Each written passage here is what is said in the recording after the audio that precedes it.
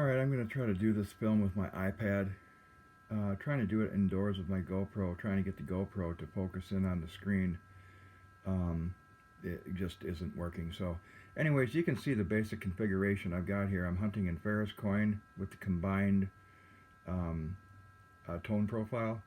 You can see I have the left three conductive bins at 75 hertz and the iron bin down below at 75 hertz and the upper right bin at 1200 hertz.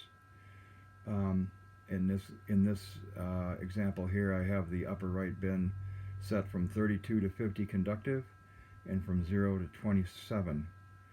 I believe Ferris 0 to 26 or 27. So, you know, I've never really seen anything, in Ferris coin get down average more than 5 points. I would say the one that I really can think of as an example was a silver quarter Washington at about 7 inches deep, had a shotgun shell directly below it, and the down averaged it to 1240. Normally something like that would be a 1247. So even a 1248, something like that. So that's an extreme example. If you use this setup here, this is kind of similar to, the Bill's Trashy Park pattern, but the advantage is that it's actually wide open.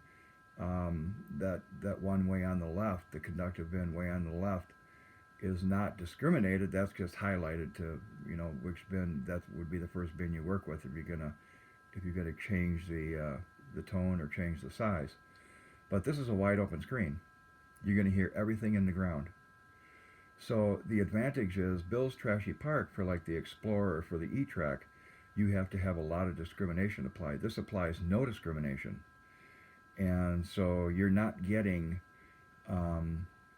you're not getting the audio being muted and then come back on, being muted then come back on. You're hearing everything. And I have had just unbelievable success with this setup right here. This is only hunting for highly conductive coins. There's no nickels, there's no jewelry involved. You might find some rings with this, silver rings, but your half dimes should show up. Your chimes might not. Chimes might come in the mid to low 20s.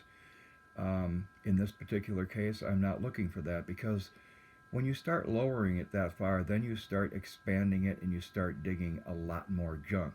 There's a lot more junk that comes in at a 1227 than does, if that's where a chime is going to come in, then there are chimes in the ground. So I'm just playing the odds with this. That's all I'm doing. And this is open enough where you are going to see most things, or at least if you're in a really heavy iron, you're going to see enough of a chirp where you're going to, you're going to go back and you're going to look at it some more. So that's the basic setup right there. All right.